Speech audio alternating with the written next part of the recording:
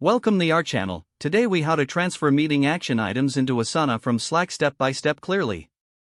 Open your Slack workspace and locate the channel or direct message where the meeting notes or action items were discussed. Identify the specific action items that need to be transferred to Asana. Highlight or copy the relevant text containing those action items. Switch to your Asana workspace and navigate to the appropriate project where these action items will be added. Click on the Add Task button to create a new task for each action item. In the task title, paste or type the action item you copied from Slack. If needed, add additional details or context in the task description section.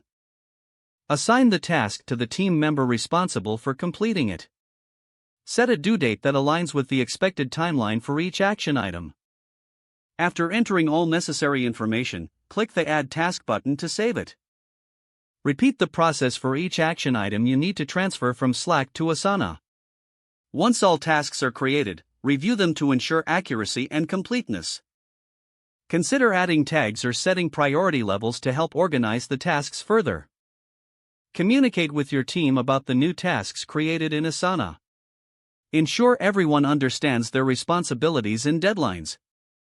Keep the Slack conversation open for any further updates or clarifications needed regarding action items. Use Asana's features, like comments or attachments, to enhance collaboration on these tasks as they progress. Regularly check back on the tasks in Asana to track progress and make any necessary updates. If the page does not load, refresh the browser or try again in a private or incognito window.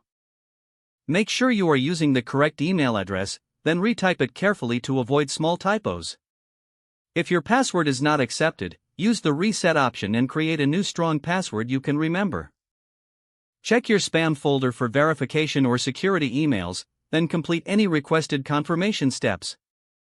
Enable two-factor authentication if available to improve account security and reduce unauthorized access risk. After signing in, review your profile details so your contact information and settings are accurate and current.